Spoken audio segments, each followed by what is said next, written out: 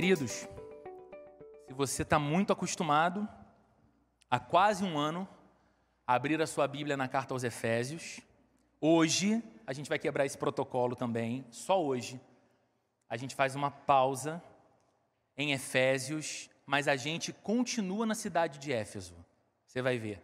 Abre a sua Bíblia, por favor, em Atos dos Apóstolos, capítulo 20. Nós vamos ler do verso 28 até o verso 32. Atos dos Apóstolos,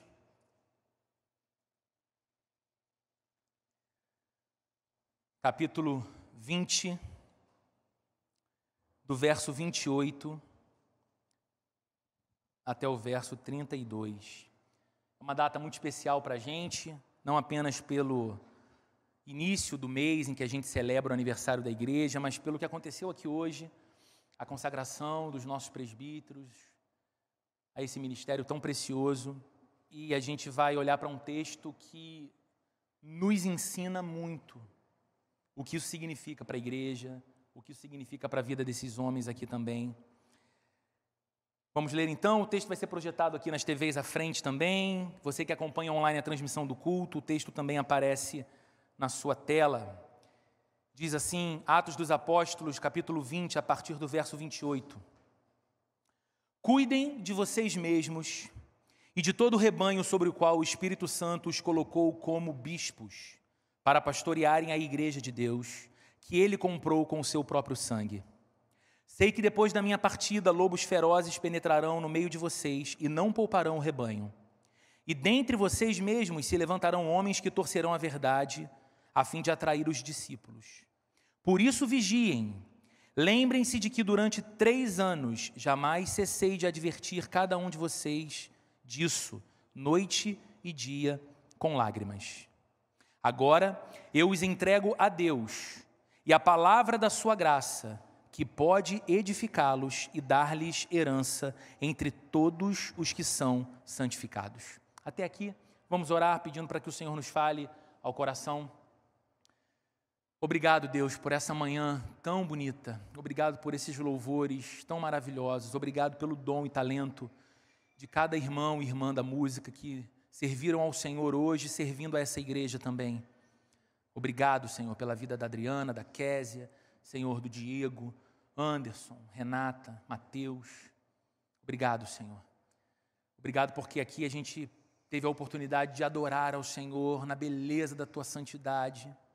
Obrigado por esse tempo aqui de consagração dos presbíteros. Obrigado pelo avanço da Tua igreja. Mas agora o que a gente te pede, Senhor, é que o Senhor nos fale, nos ensine, nos instrua pela Tua palavra.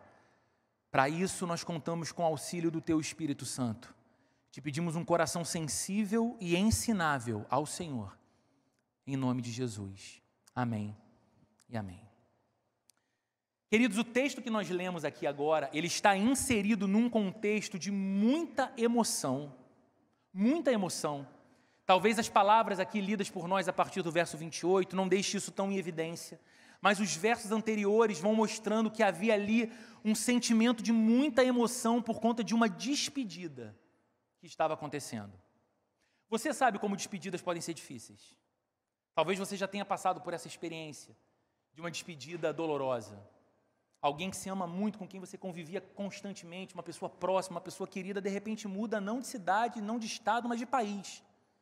E aí você sabe que por mais que exista Skype, WhatsApp e outras coisas do tipo, não é a mesma coisa. Aquela pessoa estava sempre ali à distância de um braço. Mas a configuração da vida mudou e agora essa relação, de alguma forma, experimenta essa dolorosa despedida. Paulo, o grande apóstolo, havia plantado a igreja na cidade de Éfeso. E por 3 anos, como o texto que nós lemos diz, ele se dedicou ao nascimento da igreja de Jesus na cidade de Éfeso. Não apenas isso. Por 3 anos, Paulo se dedicou à consolidação daquela igreja. Não apenas iniciar alguma coisa, mas ter o cuidado de que aquele início seria na direção de uma crescente caminhada, que pessoas chegariam e que pessoas conheceriam a Cristo, e que pessoas começariam a se parecer com Cristo, e que pessoas começariam a moldar a sua vida para a glória de Jesus Cristo. E, queridos, a oposição que Paulo enfrentou foi enorme. Os desafios foram muitos, muita perseguição, muita turbulência, muitas mensagens desanimadoras, muitos cenários que pareciam inalterados enquanto ele trabalhava em um grupo pequeno de pessoas trabalhando junto com ele, mas ainda maior foi a graça de Deus operando naquela cidade. Enquanto Paulo pregava o evangelho de Jesus, o Espírito Santo fazia uma obra sobre os corações de homens e mulheres que se rendiam a Jesus.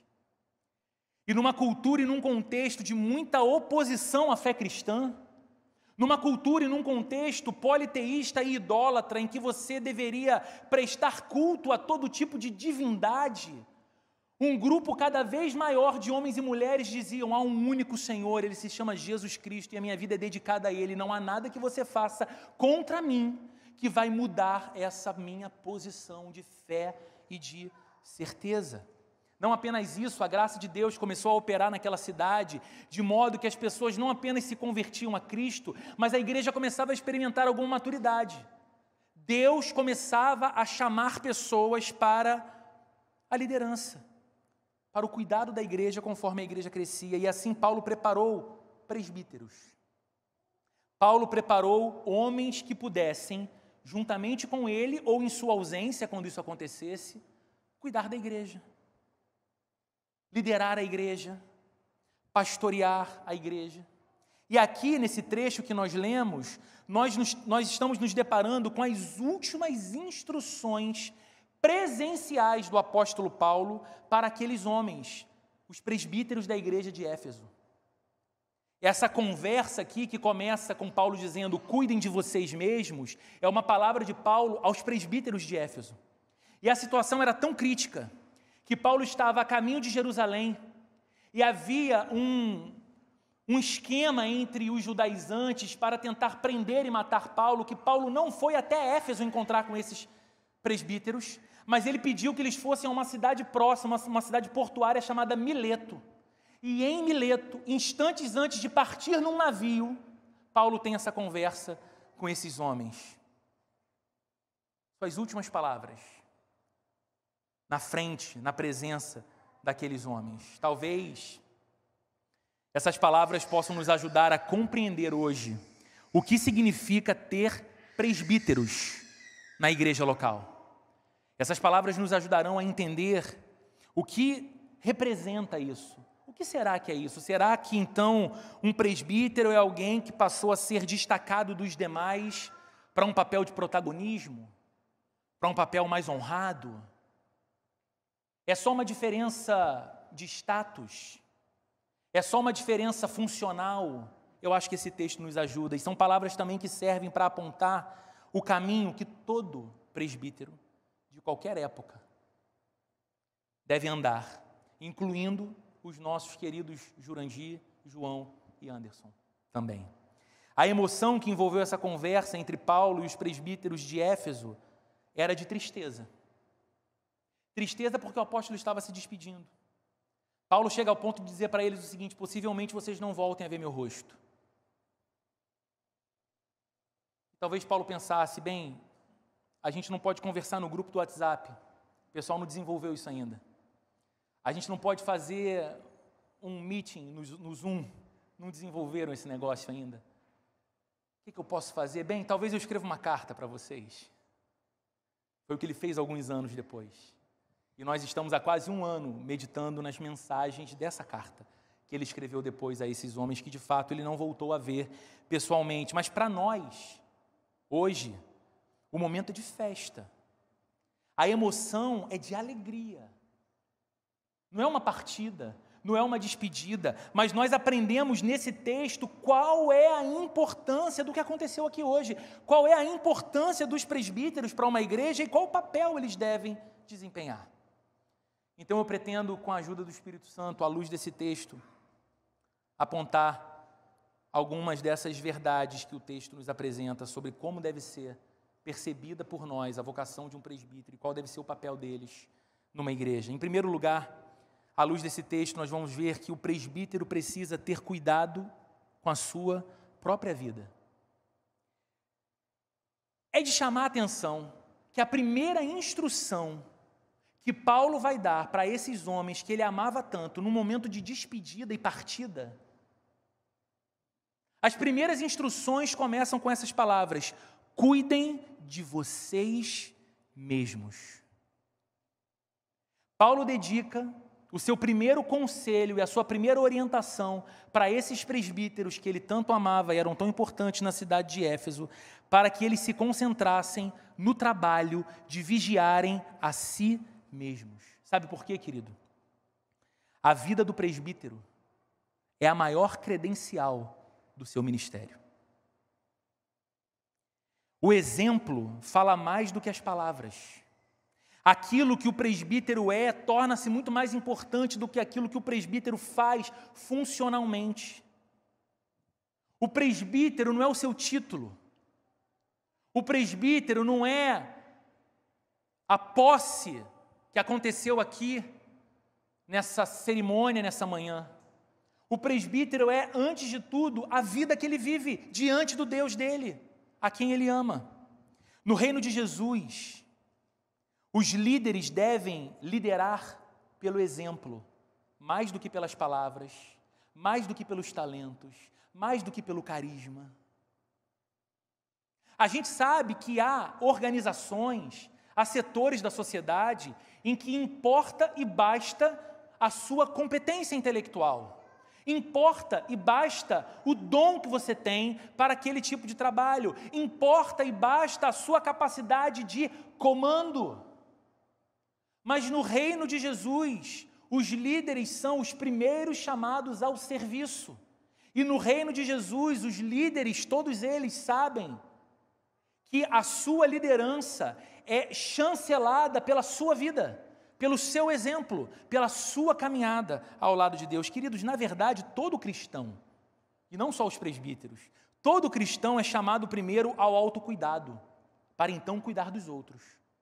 Você lembra de Jesus naquela passagem que um monte de gente confunde o sentido, quando ele diz o seguinte: olha, antes de tirar o cisco que está no olho do seu irmão, procure remover a trave que se encontra no seu.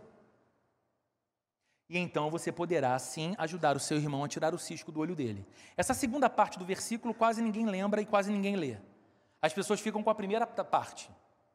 Por que que ao invés de tirar o cisco do olho do seu irmão, você não tira a primeira trave que está no seu? E qual a interpretação popular que as pessoas fazem desse texto? Não tem que julgar ninguém. Não tem que falar nada para ninguém. Não tem que criticar ninguém. Não pode dizer que nada está errado. E Jesus não fala isso. Jesus apenas diz o seguinte: antes de você desempenhar o importante trabalho de auxiliar o seu irmão na remoção de um cisco que o impede de ver com clareza, tenha o autocuidado de perceber se no seu olho não apenas um cisco tem, mas uma trave te cegando. Cuidado para que aquilo que você está vendo como algo crítico e perigoso na vida do seu irmão e do seu amigo não esteja instalado na sua própria vida sem te incomodar. É isso que Jesus está dizendo. Todo cristão é chamado primeiro a observar a si mesmo, ter vigilância sobre si mesmo, para então observar os outros. Todo cristão precisa cuidar de si mesmo para não reprovar nos outros aquilo que ele pratica. Gente, isso aqui é muito sério. Qual cuidado a gente deve ter quando a gente carrega esse nome de Jesus na vida da gente? O cuidado de manter uma constante vigilância primeiro sobre a nossa própria vida. Um constante espírito que nos faz orar fazendo o seguinte pedido a Deus: Senhor, me ajuda a enxergar a mim mesmo com os teus olhos. Ilumina a minha vida de modo que eu veja aquilo que está fora do lugar, que está impróprio na minha vida. Por quê? Porque se a gente deixa de fazer esse importante trabalho, nós podemos cair no equívoco de condenar nos outros as coisas que nós estamos praticando. Que quando os outros praticam, nos escandaliza, nos incomoda, mas quando nós praticamos, a gente suaviza. Mas aos presbíteros isso é ainda mais crucial. Por quê? Porque eles são chamados a ser modelo para os outros cristãos. Não porque eu estabeleci isso, ou porque uma denominação que tem presbíteros decidiu estabelecer isso, mas porque o Novo Testamento diz isso. Que os presbíteros são para a comunidade o modelo dos fiéis. Modelo de vida cristã, modelo de conduta. Portanto, presbíteros queridos da Plena Rio, cuidem da vida espiritual de vocês. Cuidem de começar conscientemente cada dia com Deus e terminar conscientemente cada dia com Ele. Cuidem da oração. Nunca deixem a oração se tornar um mecanismo para algo. Nunca deixem a oração se tornar uma formalidade religiosa. Nunca se esqueçam que é a oração que mantém vocês em comunhão com o Deus que criou vocês para a presença dEle. Cuidem da vida devocional de vocês. Bíblia. Devoção. Deixar a Bíblia ler a vida de vocês. Cuidem da família de vocês. Porque esse é o primeiro ministério de vocês. Se vocês cuidarem com muito zelo dessa igreja, dessas pessoas, mas vocês descuidarem da esposa e dos filhos de vocês, todo o trabalho terá sido em vão. Então cuidem da família de vocês, Jurandir, João, Anderson, com zelo. Cuidem com entrega. Cuidem com alegria. Esse é o grande privilégio, o maior privilégio. Vocês poderem ser quem são para a comunidade, sendo primeiro para a casa de vocês. Cuidem da conduta de vocês. As palavras que vocês falam, os olhares que vocês lançam, as ações que vocês têm. Cuidem. Cuidem da postura de vocês no trabalho. Cuidem da postura de vocês nas redes sociais. Quem diria que chegaria o tempo em que a gente teria que falar isso, mas é um lugar de fato hoje, né? Então cuidem. Cuidem da postura de vocês nos relacionamentos, nas conversas, nos encontros. O primeiro conselho que Paulo dá aos presbíteros de Éfeso é o primeiro conselho mais importante aos nossos presbíteros e a primeira coisa que a gente deve compreender como cristãos e como membros da igreja, ter cuidado com a própria vida. Em segundo lugar, à luz desse texto, nós vamos ver que o presbítero precisa não apenas cuidar de si, mas o presbítero precisa também cuidar da igreja de Deus. Olha o texto no verso 28. Cuidem de vocês mesmos e de todo o rebanho sobre o qual o Espírito Santo os colocou como, está escrito aí na sua Bíblia, aqui na tela provavelmente, se aparecer, bispos. A palavra grega que Paulo usou aqui é episcopos, que foi traduzido de fato para português como bispo. Mas a palavra no Novo Testamento, ela era carregada de um sentido especial. Episcopos eram os anciãos da igreja, os presbíteros da igreja. Ancião não era necessariamente quem tinha cabeça branca, cabelo branco na cabeça. O ancião, nessa mentalidade do Novo Testamento, do primeiro século, era aquela pessoa, aquele homem mais experimentado na caminhada com Cristo, mais condicionado a instruir a outros e a ensinar a outros. E aqui Paulo está dizendo, cuidem de vocês mesmos e de todo o rebanho sobre o qual o Espírito Santo os colocou como presbíteros, para pastorearem a igreja de Deus que Ele comprou com o seu próprio sangue. Queridos, ao presbítero é necessário uma vida de amor. Ao presbítero é necessária uma vida de amor a Deus e uma vida de amor à igreja de Deus. O que deve resumir a caminhada e a vida de um presbítero é vida de amor. Amor a Deus, que faz com que ele tenha cuidado de si. E amor ao povo de Deus, que faz com que ele olhe, cuide, ame da igreja de Deus, do rebanho de Deus. Então, veja, queridos, que ser um presbítero não é alcançar um lugar de privilégio na igreja. Longe de ser verdade.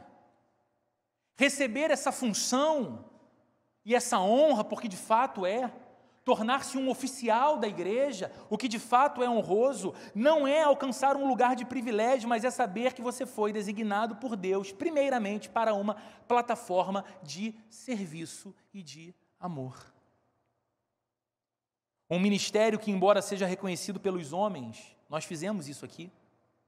Há 1 ano esses irmãos foram apresentados diante da igreja como candidatos a presbíteros. E eles já tinham caminhada conosco e muito antes caminhada com o Senhor.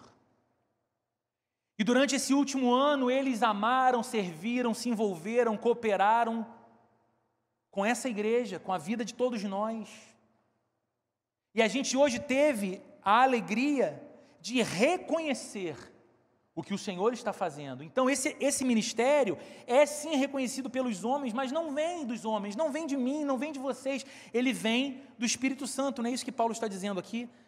E todo o rebanho sobre o qual o Espírito Santo os colocou como presbíteros. Então, queridos, essa é uma expressão muito importante para que todos nós entendamos. Essa não é uma palavra apenas aos 3 presbíteros que foram ordenados aqui hoje. Essa é uma palavra a toda a igreja, que nos ajuda a entender qual é a importância disso que aconteceu aqui. E qual deve ser o procedimento desses irmãos queridos entre nós. Porque a vida do que lidera, seja o pastor, seja o presbítero, não é a vida daquele que entendeu que está na estrutura para ser servido, mas é aquele que entendeu que foi chamado por Deus para dar a sua vida em serviço aos irmãos. Mais do que isso, Paulo diz no final do verso 28, para pastorearem a igreja de Deus que ele comprou com o seu sangue. Vocês conseguem alcançar a grandeza e a majestade do que Paulo está dizendo aqui? Você que é cristão e você que é membro dessa igreja, ou você tem uma outra igreja, está nos visitando hoje, mas é membro de uma igreja. Você consegue perceber que às vezes, é só um balão de novo, tá? Fiquem tranquilos.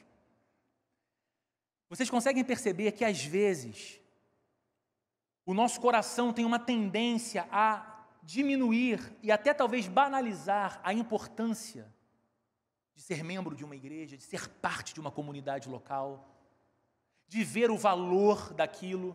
Para nós se torna uma rotina. A gente levanta no domingo de manhã, faz um cálculo de como é que vai estar o trânsito, dependendo de onde a gente vem, se a gente vai ter vaga na própria entrada da igreja, se nos comércios próximos, se a gente vai chegar 5 minutinhos antes ou 15 minutinhos depois. A gente vai calculando. E a coisa entra meio que num automático da gente, mas olha, gente, o que Paulo está dizendo sobre o que a igreja é. Falando aos presbíteros, ele diz, o Espírito Santo colocou vocês ali como presbíteros para pastorearem a igreja de Deus, que ele comprou para si com o próprio sangue. Como eu posso diminuir, se eu sou membro da igreja, cristão, como eu posso diminuir a importância de algo que para possuir, Deus derramou o sangue do seu Filho, mostrando o valor que ele dá para a igreja? Como? Como eu posso relativizar o valor disso? Como eu posso colocar num lugar de segunda importância ou segunda categoria da minha caminhada a igreja de Deus que ele comprou com o próprio sangue, como diz o apóstolo Paulo? Quanto a isso, eu quero dizer algo mais uma vez também ao Jurandir, ao João e ao Anderson. Irmãos, essa igreja aqui, cheia de virtudes, eu olho e vejo um monte de virtude nesse lugar, igual pai de criança pequena que fica bobo com qualquer coisinha, cheio de virtude. Mas eu tenho a consciência de que essa igreja, cheia de virtudes, mas também com defeitos, essa igreja com muito potencial, mas também com as suas limitações, essa comunidade que diariamente se desenvolve, e que o Espírito Santo instalou vocês como presbíteros, por favor, vocês 3 me ouçam. Essa igreja não é de vocês. Como essa igreja não é minha. Como essa igreja não é de homem algum. Porque esse texto está dizendo que a igreja é do Deus que a comprou com o próprio sangue. E daí virá o temor com o qual a gente lidera essa igreja. Porque nós somos chamados pelo Espírito Santo para liderar a igreja que é de Deus. o povo que vocês são chamados a amar, o povo que vocês são chamados a servir nesse lugar, perdão.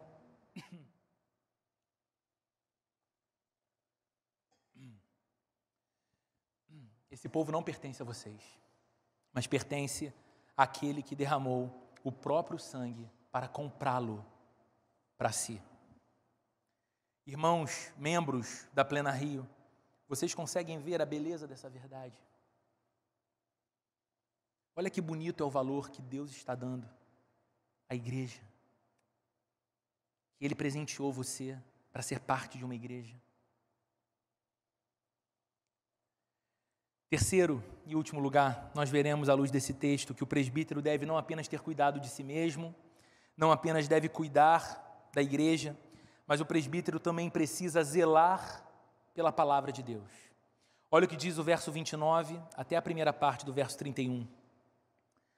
Eu sei que depois da minha partida, lobos ferozes penetrarão no meio de vocês e não pouparão o rebanho. Isso aconteceu. É por isso que Paulo escreveu a carta aos Efésios. Porque havia inserido dentro da comunidade dos Efésios alguns judaizantes, alguns falsos mestres, pregando falsas doutrinas. Paulo saiu daqui, Paulo foi continuar pregando o evangelho, Paulo foi ser missionário em outro lugar, ele deixou agora aqui uma liderança, ele deixou agora aqui alguns presbíteros, e é a oportunidade que a gente tem de espalhar esse povo. Sei que depois da minha partida, lobos ferozes penetrarão no meio de vocês e não pouparão o rebanho. E dentre vocês mesmos se levantarão homens que torcerão a verdade a fim de atrair os discípulos. Por isso, vigiem. Queridos, a vida cristã envolve cuidar daqueles que o Senhor nos dá, utilizando a palavra de Deus no meio dos perigos e no meio dos desafios. Por exemplo, pais cristãos devem cuidar dos seus filhos de acordo com a palavra de Deus. Pais cristãos entendem que a sua função no exercício de sua paternidade, de sua maternidade, vem da própria palavra de Deus. Os pais encontram ali toda a direção que eles necessitam para o cuidado de seus filhos. É ali que os pais entendem que os seus filhos, antes de pertencerem a eles, pertencem ao Senhor. Que eles estão ali na responsabilidade de criarem filhos de Deus. Que os filhos para os cristãos são como flechas de um arqueiro que nós polimos e preparamos para que sejam lançadas. Não soltas à vida, não aos perigos do mundo, mas quando preparados por nós, quando ensinados no Evangelho por nós, eles serão, na caminhada da missão deles, agentes do reino de Deus, onde eles chegarem. Então os pais sabem que devem cuidar dos seus filhos pela autoridade da palavra de Deus. Cônjuges cristãos sabem que devem cuidar do casamento valendo-se da sabedoria que vem da palavra de Deus. Porque você pode pegar o seu casamento e fazer dele um lugar de experiência para todo tipo de teoria e tendência da época. Para aquilo que estão falando na mídia. Para aquilo que a sociedade tem consentido como modelo para casamento, por exemplo. Ou você pode entender o seu casamento à luz do que a Bíblia fala sobre casamento. E você vai entender a sua atribuição e o seu chamado como marido, e você vai entender a sua atribuição e o seu chamado como esposa, e vocês terão a condição de provar um casamento que é absolutamente real em seus desafios e problemas, mas ao mesmo tempo maravilhoso por conta da bênção de Deus naquele lar e naquela vida, naquelas vidas. Nós sabemos que, como cristãos, devemos zelar uns pelos outros. Somos chamados a cuidar uns dos outros, se somos irmãos em Cristo e fazemos isso através da palavra de Deus. Aquilo que um ensina a outro, aquilo que um aconselha a outro, não pode partir apenas de uma sabedoria que é própria, humana, mas, sobretudo, aquilo que aponta para a sabedoria da palavra de Deus, que é o que faz um cristão se desenvolver e crescer. Mas os presbíteros, de acordo com esse texto, devem ser guardiões da palavra de Deus na igreja. Olha o que Paulo diz: eu vou partir. E é inevitável que lobos ferozes tentem entrar no rebanho para ferir as ovelhas, para saquear as ovelhas, para dispersar as ovelhas do rebanho de Cristo. E mais, não apenas do lado de fora, mas do lado de dentro. Pode ser que levantem-se alguns com o mesmo objetivo de atrair, de enganar os discípulos. Então, vigiem. E Paulo segue o texto, nós lemos. Verso 31, por isso vigiem, lembrem-se de que durante 3 anos jamais cessei de advertir cada um de vocês disso, noite e dia, com lágrimas. O que Paulo estava dizendo, por 3 anos nós caminhamos juntos entendendo o que é o Evangelho, qual é a doutrina de Cristo, o que é a palavra de Deus, para que tipo de vida Deus chama os cristãos, então perseverem nisso, fiquem no Evangelho, não se demovam do Evangelho, não façam da igreja outra coisa, senão uma comunidade que é centrada no Evangelho, vigiem. Qual é o chamado? Os presbíteros serem guardiões, para que a palavra continue sendo o centro da igreja, para que a Bíblia continue sendo a voz de máxima autoridade de uma igreja. E Paulo faz esses 2 alertas. Primeiro, de que há lobos do lado de fora, que querem entrar e destruir o rebanho. Roberto, o que são esses lobos? São os falsos mestres, que ensinam falsas doutrinas disfarçadas de cristianismo, que proclamam um falso evangelho. E, queridos, infelizmente, isso sempre existiu e está tão presente em nossos dias. Do lado de fora, mas com nome de igreja, com aspecto de igreja, com programação que parece igreja, com títulos e funções e distribuições que parece se tratar de igreja, mas com um ensino que é divorciado da Bíblia e que não fala do Evangelho de Cristo. Mas de uma vida que é centrada no homem, de comunidades que são estabelecidas para servir o interesse de um ou de alguns, e não o interesse do Cristo. Falsos mestres, falso evangelho, e o que cumpre a liderança de uma igreja, estarem constantemente advertidos desse perigo e poupar o rebanho. Como que se faz isso? Zelando para que a palavra seja o centro. Zelando para que de um púlpito nunca se pregue humanismo, especulação humana, mas se valha sempre da Bíblia aberta. Que a Bíblia seja a luz e a Bíblia seja o alimento do povo. É tarefa dos presbíteros, então, zelar pela pureza doutrinária da igreja e lutar para que a igreja siga centrada em Jesus, o dono da igreja. Mas Paulo traz outro alerta, ele diz que também há um outro tipo de lobo, bastante perigoso. A gente costuma chamar popularmente de lobo em pele de cordeiro. Quem são esses? É aquela ameaça vinda não de fora, mas de dentro.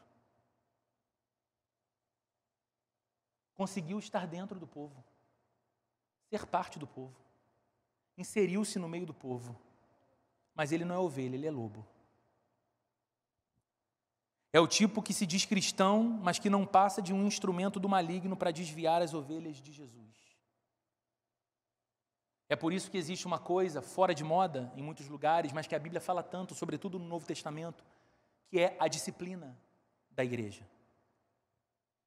O que é a disciplina da igreja? Se você é cristão há algum tempo, você pensa, eu já ouvi falar sobre isso, ou fulano de tal um dia foi excluído da igreja. O pessoal pensa que disciplina é exclusão. Disciplina é correção. Quando na comunidade, alguém ou alguns começam a se desviar do centro que é Cristo e o seu Evangelho, e não apenas fazem isso como um caminho de auto-engano, mas tentam arrastar outros da própria comunidade para aquilo, é a liderança da igreja que deve chegar próximo para ver se ali está uma ovelha equivocada ou um lobo que deve de fato ser banido do meio do rebanho, pelo seu perigo. Queridos irmãos da Plena Rio, vejam isso. Os presbíteros foram chamados por Deus para cuidar de vocês. Eu não sei se você olha para isso e consegue ver como isso é bonito. Deus chama líderes, presbíteros, para cuidar de você, para auxiliar a sua caminhada com Jesus e para ajudar você a amar a palavra de Jesus e a ser guiado a viver a palavra de Jesus. E meus presbíteros queridos, que responsabilidade, não é? Que responsabilidade. Pode ser que chegue o dia em que vocês, Anderson, João, Jurandir, se sintam tentados a ir pelo caminho mais fácil, pelo caminho mais cômodo, menos trabalhoso, menos comprometedor. Mas lembrem-se da nobreza desse chamado. Cuidar da igreja de Jesus, igreja que ele comprou para si com o próprio sangue. Aos presbíteros dessa casa eu faço uma pergunta.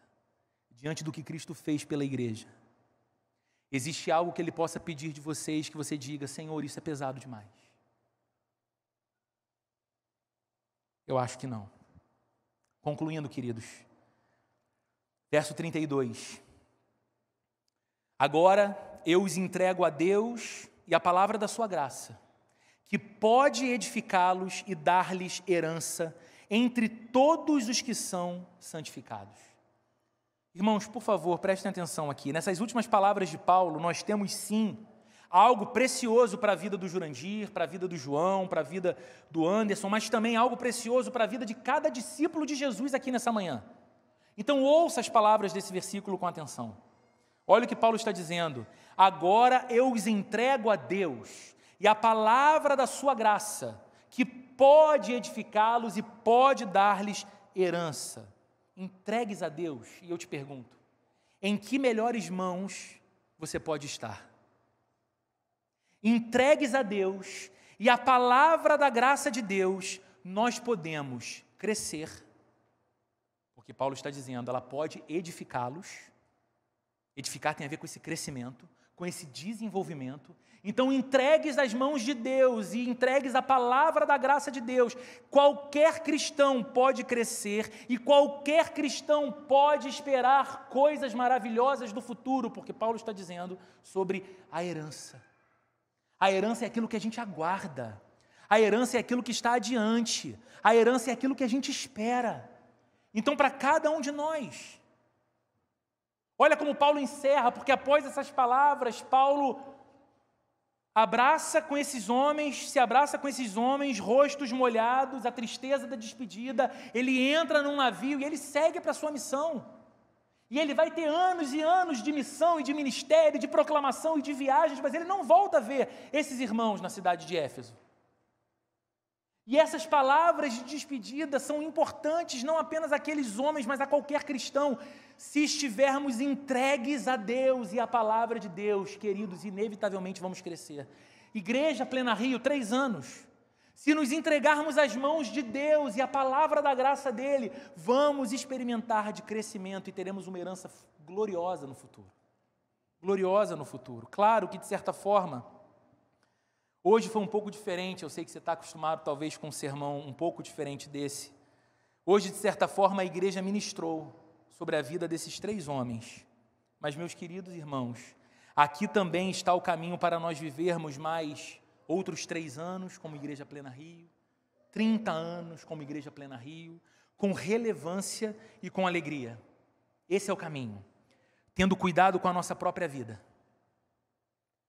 Olha que interessante como as orientações aos presbíteros, na verdade, são as orientações a qualquer cristão que leva a vida cristã a sério.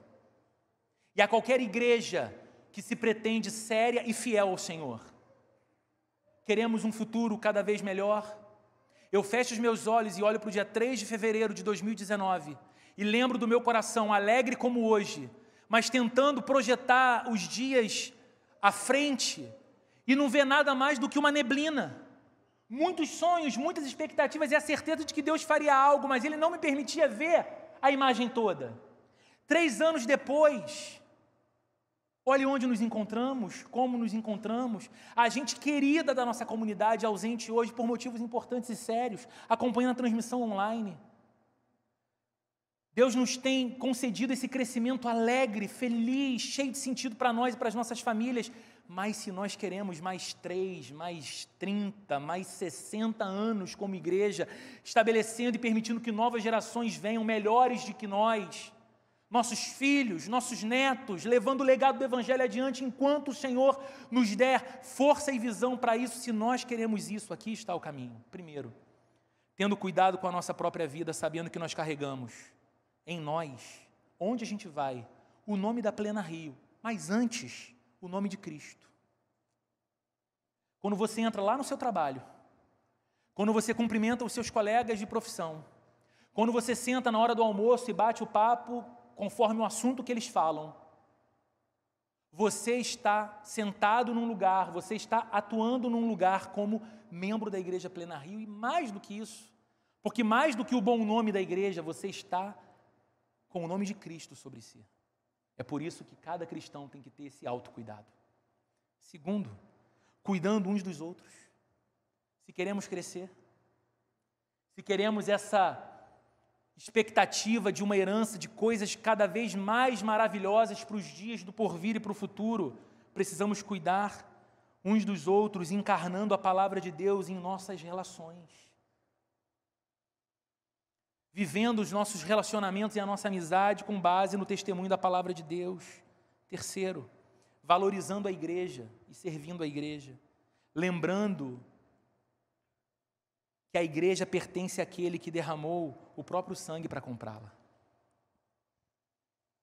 Não tem como você experimentar uma vida cristã vigorosa se você não está vitalmente ligado, organicamente ligado à igreja de Jesus. Eu não consigo compreender o fenômeno que decidiram sociologicamente dar nome, chamado de os desigrejados, e que entende-se que quem são os desigrejados? São cristãos que não suportam a igreja, que não gostam da igreja, que não querem a igreja, mas eles são cristãos porque eles têm uma relação individual com Deus e ponto. Queridos, eu nunca vi, nesses anos todos de vida e de caminhada com Cristo, eu nunca vi um cristão fora da comunhão da igreja, fora da vivência da comunidade da igreja, de uma igreja local, mais forte, mais firme, com uma vida moral mais inspiradora, com um casamento mais sólido, com um testemunho na sociedade mais reto. Eu nunca vi. Geralmente tem se usado como um pretexto para viver um cristianismo frouxo, mas para ainda dizer-se cristão. Se nós queremos crescer, nós precisamos valorizar a igreja e servir a igreja, lembrando que a igreja pertence àquele que derramou o sangue para comprá-la. Quarto, honrando os líderes que Deus estabeleceu para cuidar e guiar a igreja. Sabe, meus irmãos, uma coisa que para mim é muito importante de ser dita. Para nós, o conselho de presbíteros dessa igreja não nos serve apenas para que, em conselho, importantes decisões administrativas e financeiras da igreja sejam tomadas. Sabe por quê? Para isso você não precisa de presbítero à luz do Novo Testamento. Para isso você precisa de gerente, de manager. Para isso você precisa de alguém especialista em números, em gestão. Você não precisa de presbítero. O conselho de presbíteros de uma igreja deve ser, sim, visto por todos nós com a honra que é apropriada, porque esses irmãos são chamados para o cuidado da nossa vida e do nosso coração. Um cuidado que, ora, tem a ver com cuidado pastoral, com discipulado, com ensino, com a condução, sim, dos rumos da igreja, mas num espírito de piedade e de quebrantamento na palavra de Deus. E, por fim, se queremos crescer e viver outros 30 anos como Igreja Plena Rio, nós devemos viver centrados na palavra do Evangelho, porque é a palavra do Evangelho que nos livrará dos ataques dos falsos mestres e dos lobos que estão ao nosso redor e que, volta e meia, tentam estar do lado de dentro. É entendendo que a igreja deve ser fundamentada nas Escrituras, na Bíblia. Que o que vai nortear a nossa vida é Bíblia. Que o que a gente tem que submeter ao nosso coração é Bíblia. Que hora a gente vai ouvir uma pregação, a gente vai ler um texto bíblico que vai falar: isso aqui mexe muito comigo, isso aqui toca num lugar que me é muito caro, isso aqui toca num lugar que eu não queria mexer, mas Deus está tocando naquele lugar porque Ele te ama e Ele quer mexer para levar cura para você, para levar restauração para você, para te tornar mais semelhante ao Filho dEle. É de palavra que nós precisamos, é de Bíblia que nós precisamos. Sabe, queridos, meu desejo, enquanto eu escrevia essa mensagem com muita alegria por esse dia, era que de alguma forma esse dia pudesse ficar marcado na nossa memória para sempre, sabe, como igreja, como um dia lindo, e que daqui a algum tempo nós temos a alegria de ver Deus levantando muitas outras lideranças nessa igreja. E os presbíteros possam ver, assim como eu possa ver, pastores melhores do que eu, presbíteros melhores do que eles, uma nova geração muito mais ousada em Deus e muito mais fiel a Deus, fazendo coisas melhores do que nós, e aí a gente vai chegar àquele lugar de que pensaremos, poxa, fizemos um trabalho que valeu a pena, que assim como no dia 3 de fevereiro de 2019, um momento assim que era uma semente pequenininha, floresceu e tem gerado os frutos que nós vemos aqui hoje, que esse dia 6 de fevereiro de 2022 seja para nós mais uma nova semente preciosa de algo que Deus vai fazer florescer muito ainda entre nós e nos dar muita alegria de ser e viver como igreja aqui nesse lugar. Amém, meus irmãos? Nós vamos orar, mas antes, na verdade eu vou pedir para a banda se posicionar, eu vou orar e a gente, antes de encerrar com a música, a gente vai orar. Gente, eu me confundi todo aqui.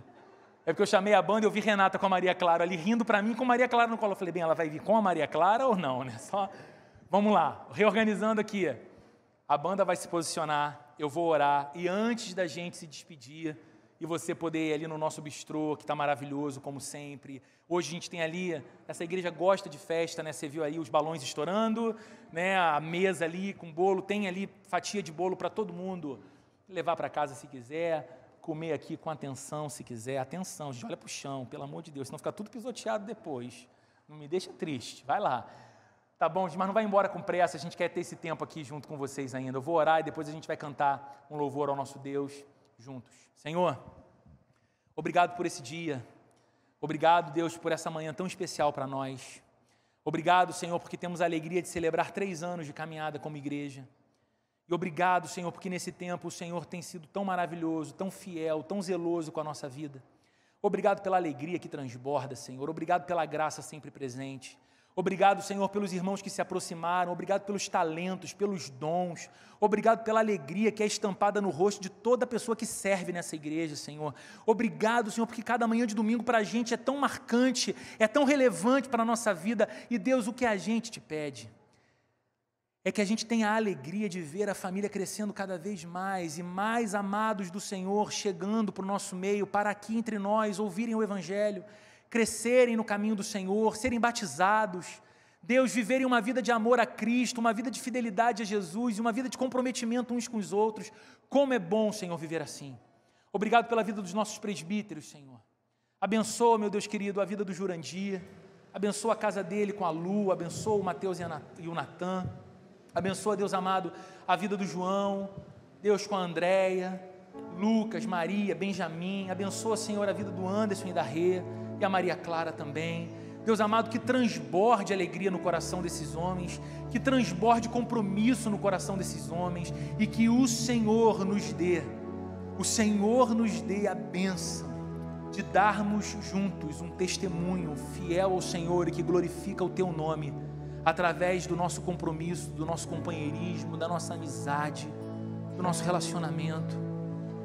Que nossa igreja, Senhor, dê um testemunho do Teu nome nessa cidade, de modo que o nome de Jesus seja sempre exaltado através da Igreja Plena Rio, Senhor. Para isso a gente existe. Não existimos para nós mesmos, Senhor. Essa comunidade não pertence a nós mesmos. Ela é Tua. Nós somos Teus. E estamos aqui para dar toda a glória que é devida ao Senhor apenas. Em nome de Jesus. Que o amor de Deus, a graça de nosso Senhor e Salvador Jesus Cristo e a comunhão e a consolação do Espírito Santo de Deus esteja sobre a vida de cada um de nós aqui nessa manhã, hoje e para todo sempre, Senhor. Amém e amém.